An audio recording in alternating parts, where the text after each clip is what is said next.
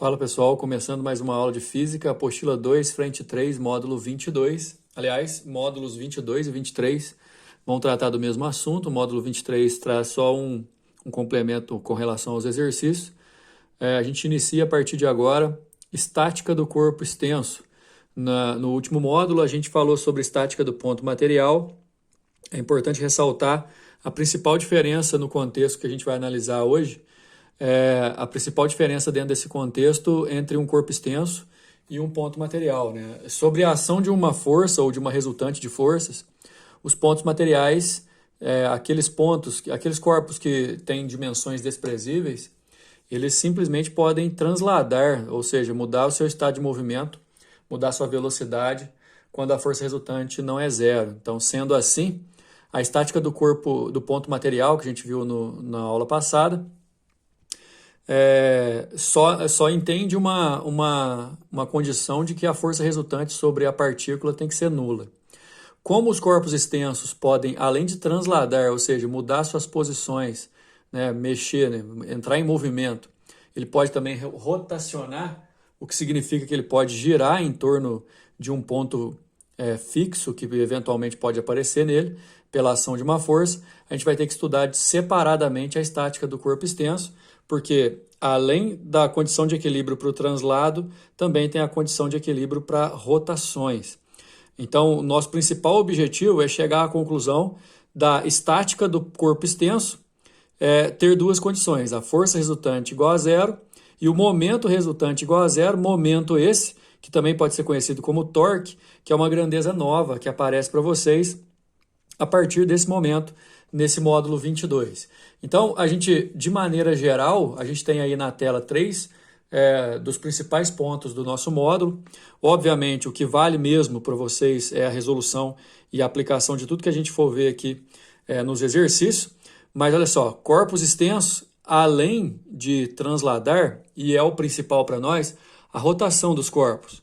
Rotação essa que é uma tendência criada a partir do momento que uma força ou uma resultante de forças passa a atuar sobre esse corpo extenso e, eventualmente, esse corpo extenso vai ter uma tendência de girar, de rotacionar em torno de um eixo definido em algum ponto do seu próprio corpo. Essa tendência a gente chama de momento ou torque, e para um corpo extenso estar em equilíbrio, além da força resultante ser zero, o momento resultante também tem que ser zero. A gente vai, na próxima tela, analisar as condições em que o torque ou o momento da força é calculado, e também a gente vai analisar, obviamente, quais são as grandezas físicas que interferem nos seus valores, e também a gente vai entender principalmente esse lance do momento resultante ter que ser zero. Então a gente começa falando que o corpo extenso tem dimensões consideráveis e, por isso, dependendo do local onde a força é aplicada e o jeito que ela é aplicada, pode acontecer dele ter a tendência de rotacionar.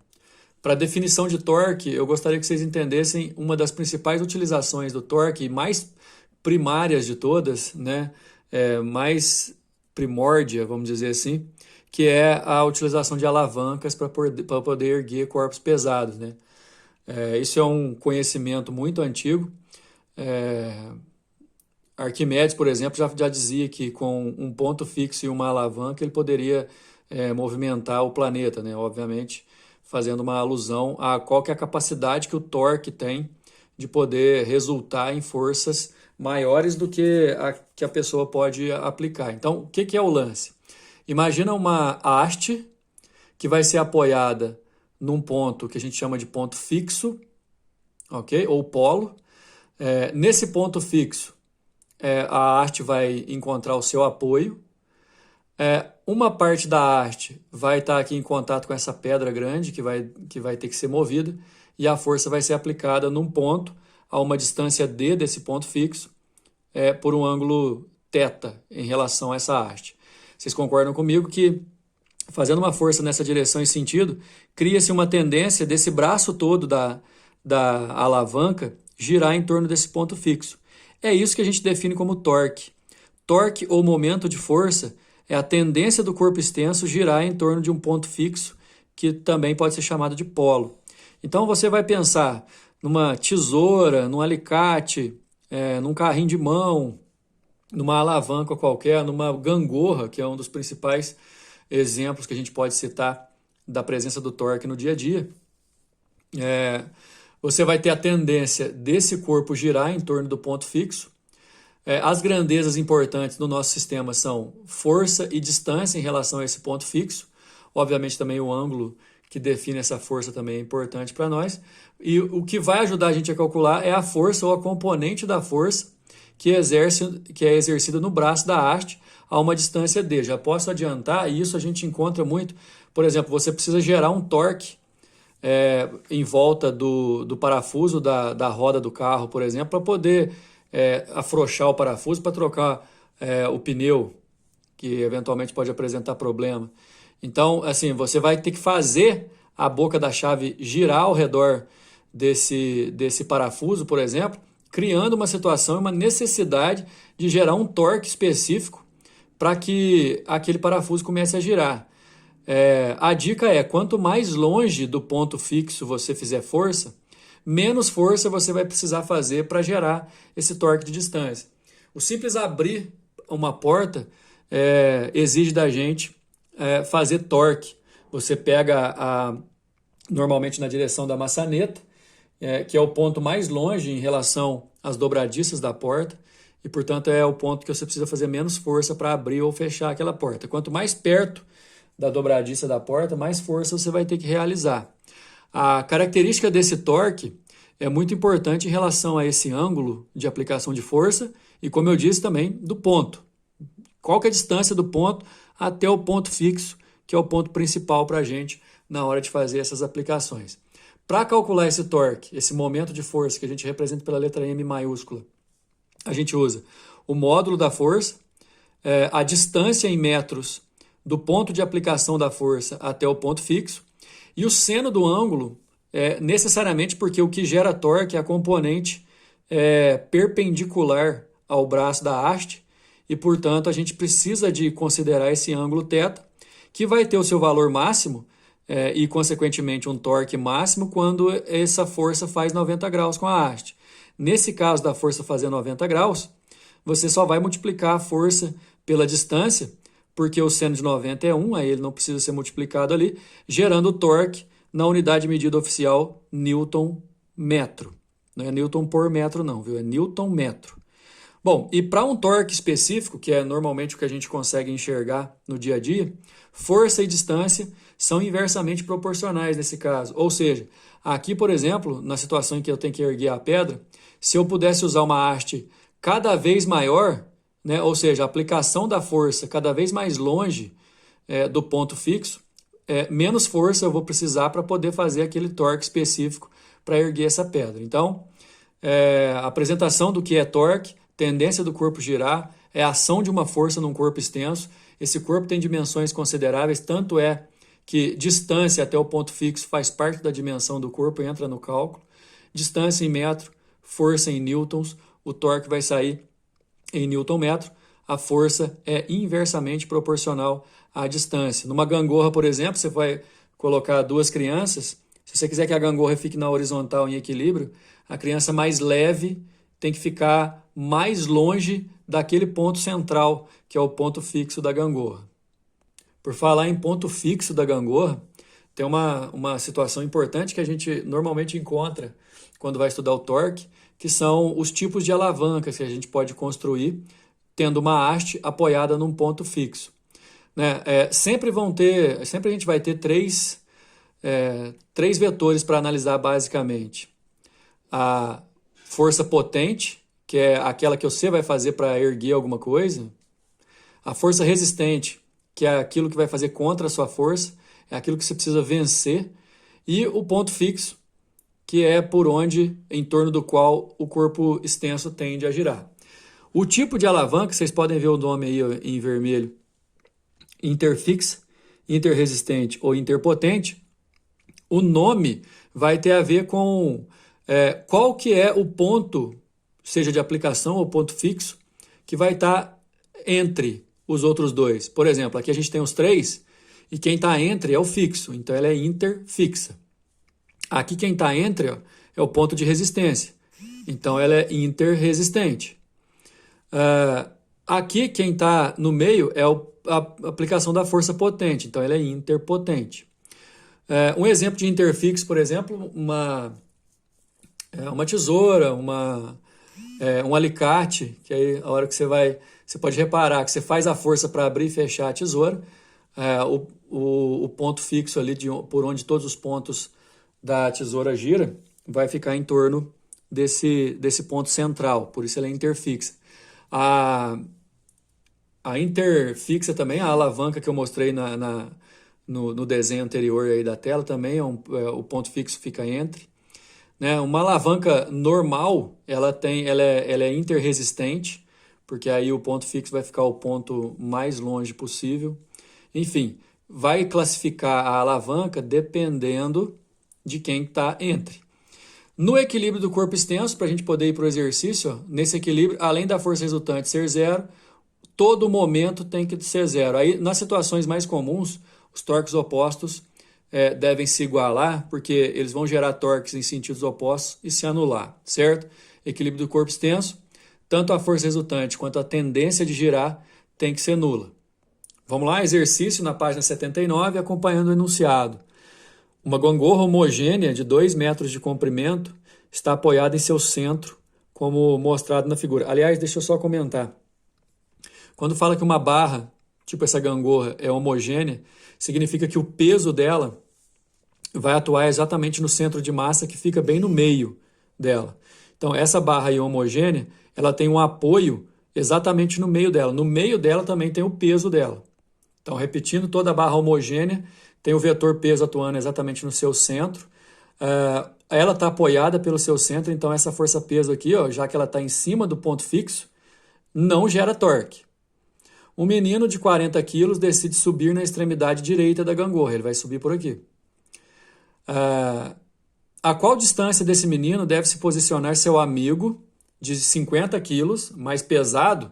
Tem que gerar torque igual para equilibrar, que a gente vai falar que fica na posição horizontal, tem que equilibrar. Quanto mais pesado, mais perto do ponto fixo, que aí vai gerar um torque menor. Olha a resolução. As forças que vão estar presentes no sistema são o peso do menino mais leve para baixo, o peso do menino mais pesado para baixo também, o peso da gangorra equilibrado pela reação normal aqui, não gera torque.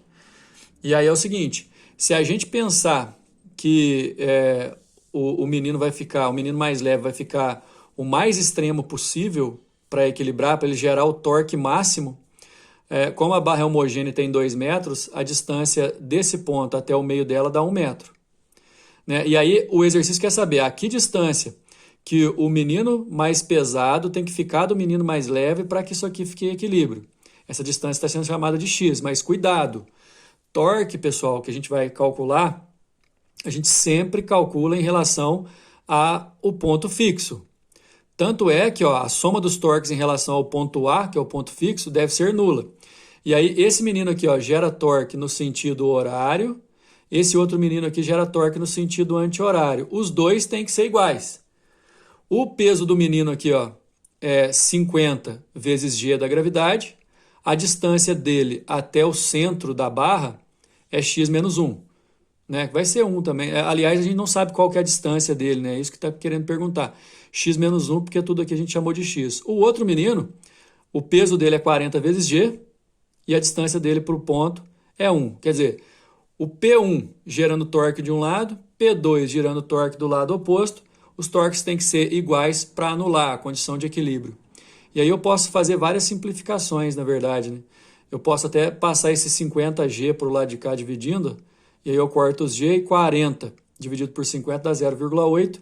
Aí eu passo o 1 para o outro lado, dá 1,8. 1,8 é a distância entre os meninos, né?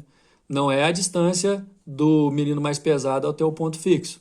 Na verdade, ele ficaria a 80 centímetros. A nossa resposta é a letra D. Número 2. Em uma competição de capacidades de uma equipe... Peraí, um minuto, vamos ver. Em uma competição de capacidades de uma equipe, uma das tarefas a serem cumpridas é a de manter um conjunto de pesos em equilíbrio, utilizando o peso do corpo de 3 dos participantes escolhidos pela equipe.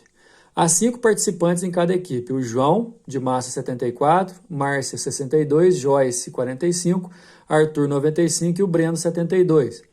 Do lado esquerdo da gangorra, são colocados 4 caixas que totalizam um peso de 4.620 newtons.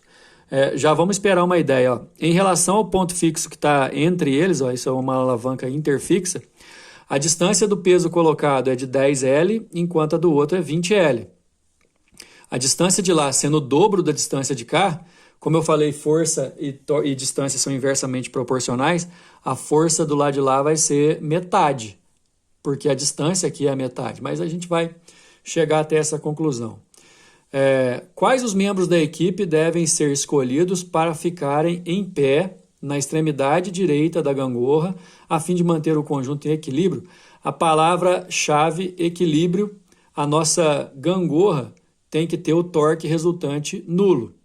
De um lado, as pessoas, do outro, esse peso que foi colocado aqui.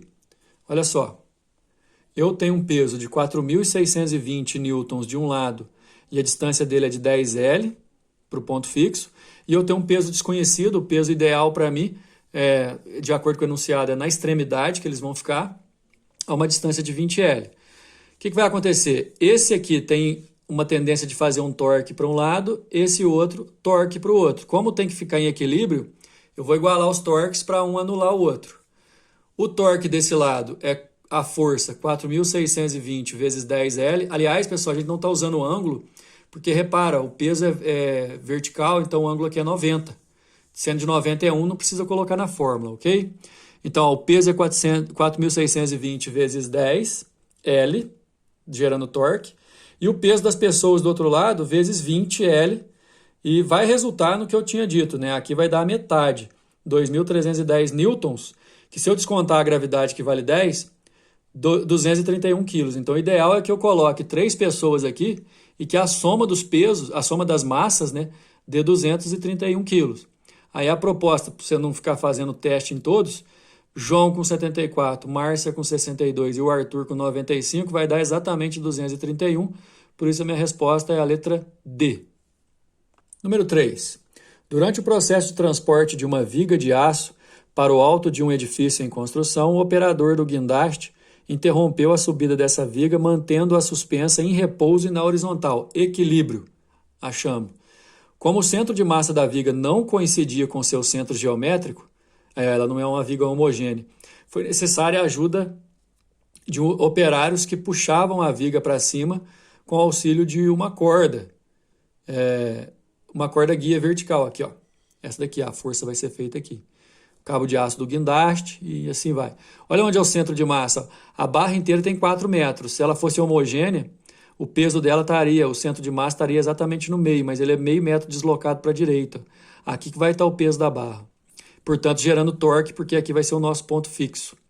Sabendo que o peso da viga é de 8.000 newtons, a intensidade da força vertical F aplicada pelos operários que estavam no chão, que é essa força aqui, para manter estática a viga na posição mostrada foi D. A chave é que o torque tem que anular. Só que aqui, dessa vez, vamos lá. Vamos fazer o seguinte. Quais forças que geram torque? Primeiro, o nosso ponto fixo vai ser exatamente onde está o cabo. Então, a força que o cabo faz, como está em cima do ponto fixo, a distância é 0, não gera torque. Então, são 2 forças gerando torque. O peso da viga gerando torque aqui para baixo e a força que o pessoal faz gerando torque para cima. O torque da força que o pessoal faz mais o torque do peso da viga tem que dar 0. Para dar 0, como é vetorial, as duas que são opostas eu tenho que igualar. E todas perpendiculares, então seno de 91 não vão precisar de usar. A força aqui é o próprio peso da viga vezes a distância até o ponto fixo, que é meio, né? A força que o pessoal faz eu não sei e a distância até o ponto fixo é 2 metros. Eu vou passar para lá dividindo. 8 vezes meio dá 4, dividido por 2 dá 2 kN. A resposta, letra B. Aqui eu não precisei transformar em 8.000 newtons, porque as respostas já estavam em kilonewtons, certo? Então, 2 kN, letra B. Número 4. As pessoas que utilizam objetos cujo princípio de funcionamento é o mesmo do das alavancas aplicam uma força chamada de força potente em um dado ponto da barra para suspender ou equilibrar uma força, uma segunda força, chamada de resistência, em outro ponto da barra, por causa das diferentes distâncias entre os pontos de aplicação das forças potente e resistente, seus efeitos também são diferentes. A figura mostra alguns exemplos desses objetos. O alicate, que tem o ponto fixo aqui entre a força potente que você faz com a tua mão e a resistente aqui para você cortar, então ela é interfixa. A pinça, ela é fixa aqui atrás, você faz a força aqui e a resistência vai estar aqui na ponta, então ela é interpotente. O quebra-nozes, que vai pôr o nozes para resistir aqui, a força de resistência no meio, então ele é interresistente. O abridor de garrafa, que tem o ponto fixo, a força resistente da tampinha aqui no meio também é interresistente. O carrinho, que tem o ponto aqui, ó, de giro no pneu, força resistente para baixo, você vai fazer a força para cima para erguer, também é interresistente. Então, interfixa, interpotente e interresistente, esses três aqui. Em qual deles a força potente é maior que a força resistente? Escuta, para a força potente ser maior que a força resistente, ela tem que estar mais próxima do ponto fixo. Então, assim, aqui, ó, a força resistente está bem mais longe do que a força potente está bem mais longe do que a força resistente em relação ao centro. Ok? Vamos direto para a resposta que é melhor, quer ver? Olha o esquema da pinça. O fulcro aqui, que é a parte fixa da pinça, é em torno do qual todos os pontos vão ter a tendência de girar. Ele é o ponto mais importante. Você vai apertar no meio e a resistência, que é o que você tem que pegar, está lá do outro lado, lá na outra ponta. Em situações de equilíbrio, o torque gerado pela força potente e o torque gerado pela força resistente tem que ser iguais. Como a força potente está bem mais próxima do ponto fixo, força e distância são inversamente proporcionais.